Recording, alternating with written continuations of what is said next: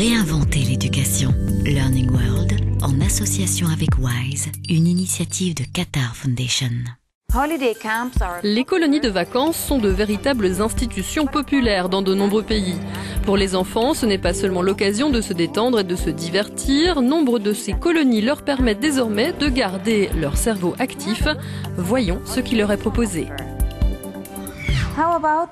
Et pourquoi pas pister des dinosaures? Cela peut sembler surprenant, mais ne serait-ce pas le moyen de rendre la science accessible au quotidien? Illustration avec ce reportage dans un camp d'été américain en montagne.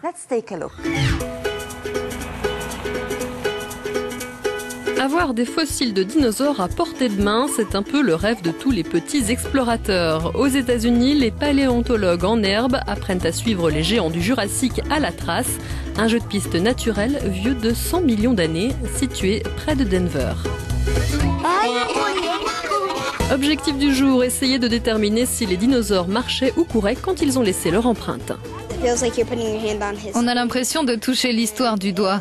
Et je trouve ça vraiment cool que ce soit toujours là, alors que c'est vieux de 100 millions d'années.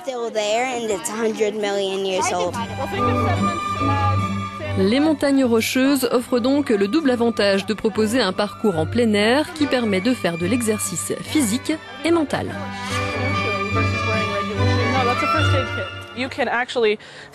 On peut vraiment voir et toucher de vrais squelettes de dinosaures vieux de 150 millions d'années. De vraies empreintes d'animaux qui marchaient au bord de l'eau, ici dans les contreforts des montagnes rocheuses. C'est super de pouvoir commencer si jeune, de développer cette curiosité intellectuelle, parce qu'ils vont l'utiliser chaque jour de leur vie. Les enfants mesurent et dessinent des os de dinosaures encastrés dans la roche, tout près du fossile du premier stégosaure découvert en 1877. Ils peuvent également toucher l'omoplate d'un allosaure. C'est mieux que de rester à la maison à regarder la télé et passer son temps à s'ennuyer. Ici, c'est bien plus amusant, on apprend plein de choses intéressantes. Chaque jour, une nouvelle découverte. Pendant ce camp, les enfants visitent aussi des musées. Et qui dit dinosaure dit Tyrannosaurus rex, le plus connu des géants de la préhistoire, le plus effrayant aussi. Je suis très intéressé par la géologie et je veux étudier la paléontologie. Je trouve que c'est un super camp. Après avoir touché les dents du T-Rex, ces jeunes Américains sont amenés à les reproduire en réalisant un moulage en plâtre, un souvenir à ramener à la maison, de quoi prolonger l'expérience tout l'été pour le bonheur de cette maman. Ils apprennent en faisant, en regardant, en touchant, en faisant l'expérience par eux-mêmes. Ils ne sont pas aussi attentifs en classe. Donc ces camps sont parfaits pour les immerger dans la science. Ils apprennent tout en jouant et en s'amusant. Ils repartiront avec un dernier vestige du Jurassique, un coprolithe, des excréments préhistoriques.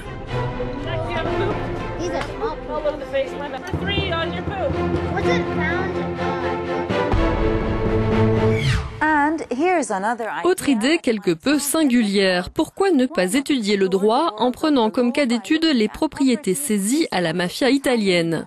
Le but? Enseigner aux jeunes comment bien utiliser ces endroits. Voyons comment.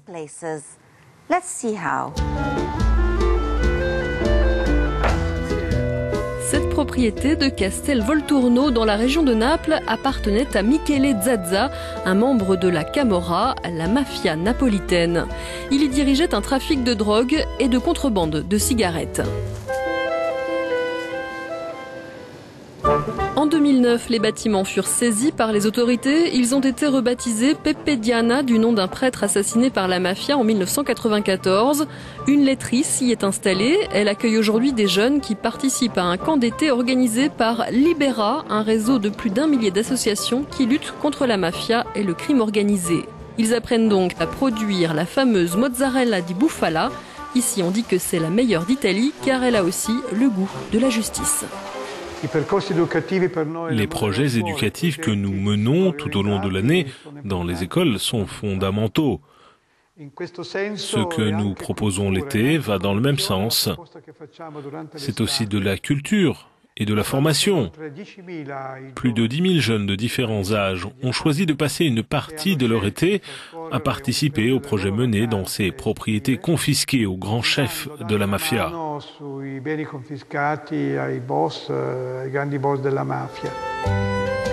En 1995, Libera a récolté 1 million de signatures pour forcer le Parlement italien à voter une loi permettant de donner une vocation sociale aux propriétés saisies.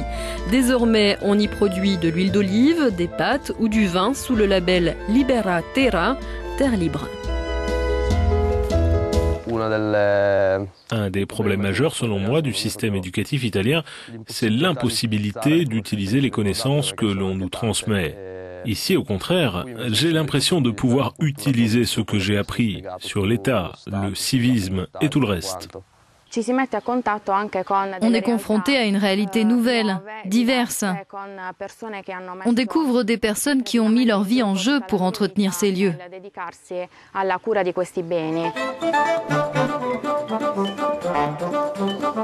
Près de Caserta, dans une autre propriété saisie, des étudiants écoutent le témoignage de Renato Natale. Il était maire de Casal di Principe en 1994, la ville où a été assassiné le père Pepe Diana. Une manière pour les jeunes de se forger leur propre opinion sur la mafia et ses méthodes. Une leçon de civisme pour former les citoyens de demain sur les terres ensanglantées de la Camorra.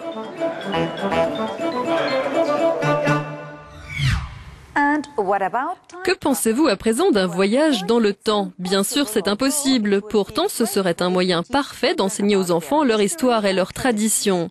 Ce projet en Ukraine se rapproche de ce concept en recréant un environnement qui donne aux jeunes la chance d'explorer la nature et d'essayer de nouveaux sports.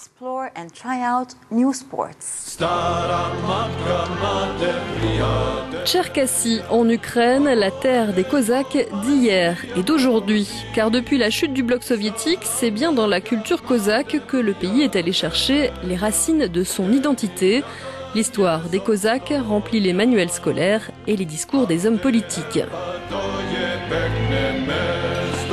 Quoi de plus normal dans ce contexte que ces stages d'été où les jeunes apprennent à se battre et à se comporter comme de vrais guerriers cosaques. Nous les initions au tir à l'arc, à l'équitation, à la navigation et à la randonnée. Nous avons de nombreuses installations où les enfants peuvent s'entraîner dans le plus pur style cosaque. Nous avons ce que l'on appelle l'avant-poste turc, avec une course d'obstacles pendant laquelle les enfants testent leur rapidité, leur agilité et leurs compétences. Ils apprennent ainsi quelque chose de nouveau sur l'histoire des Cosaques. Beaucoup de jeunes apprennent aussi des chansons traditionnelles et folkloriques.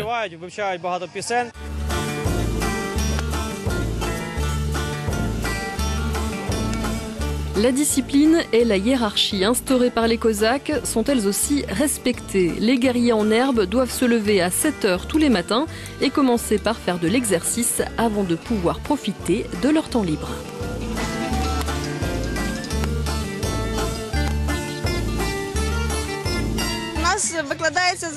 Nous leur faisons faire du travail manuel, de la couture, aussi bien que du sport. Les femmes héritent de capacités naturelles, mais elles ont besoin de les développer. Nous faisons des bijoux, des cosmétiques naturels et des poupées, un peu de tout. Être capable de s'occuper de ses cheveux est aussi important que d'apprendre à tirer ou à monter à cheval. Le maniement du sabre est sans doute l'art le plus important pour un cosaque. De nombreuses sessions d'apprentissage sont donc organisées.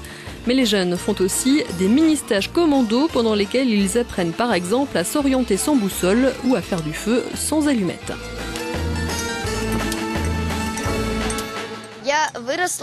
J'ai grandi en me nourrissant de l'histoire de l'Ukraine, de ses légendes et de ses mythes. J'aime ma patrie de tout mon cœur. Donc je suis venue ici pour être plus forte dans ma tête. Un jeu de rôle pris très au sérieux par ces jeunes pour montrer, comme le dit l'hymne national ukrainien, qu'ils sont de la race des Cosaques.